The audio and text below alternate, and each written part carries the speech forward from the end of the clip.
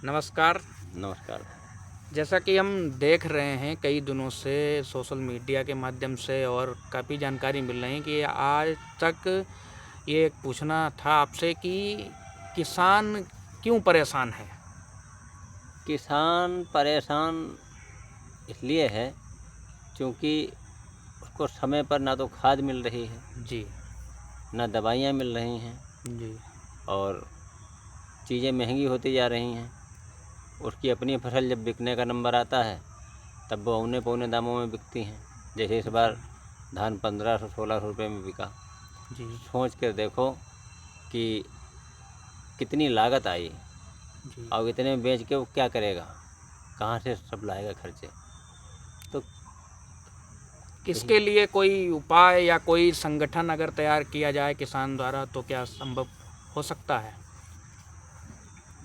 नहीं, किसानों के संगठन किसान संघ बने तो हैं, लेकिन वो ऐसे ही बने हैं। उन पर गहन चर्चा होने के बाद बढ़िया से बनाए जाएँ अगर, जी, कि पूरा इम्प्लीमेंटेशन किसानों को मेंबर बना के और उनकी फसलों का भंडारण करने की क्षमता भी किसान संघ करे।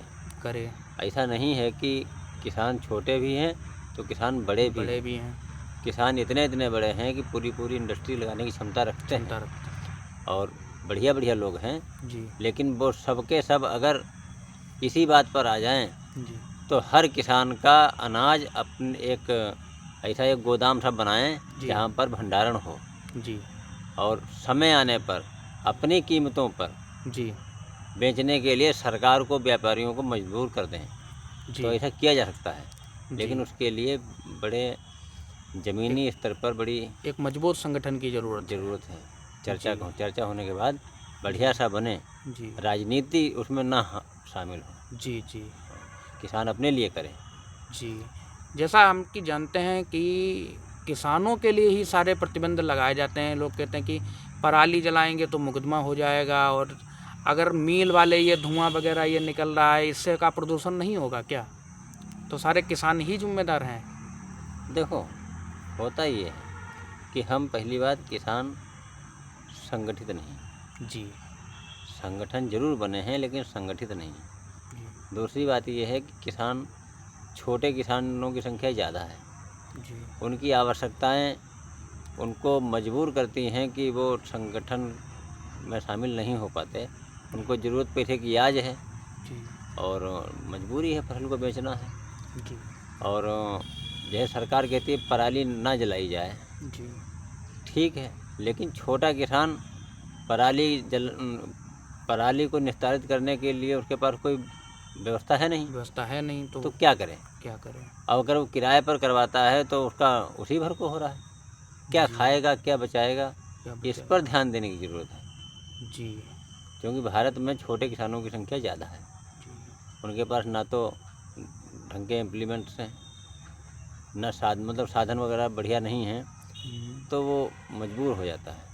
उसके लिए सरकार को पहले उसकी व्यवस्था करनी चाहिए, उसके बाद कोई निर्णय लेना चाहिए कि जी, क्या रोकना है, क्या पहले नुकसान उसकी व्यवस्था करनी चाहिए है। जी, ज़रूर। ये है। जी, अब इसके लिए जब तक किसान एक मंच पर सब नहीं आके हाँ, चर्चा करेंगे एक और संगठन मजबूत नहीं संगठन बनेगा। मजबूत बना के हुँ, कुछ निर्णायक चीज़ नहीं बनाएंगे, तब तक किसान भारत का परेशान रहेगा।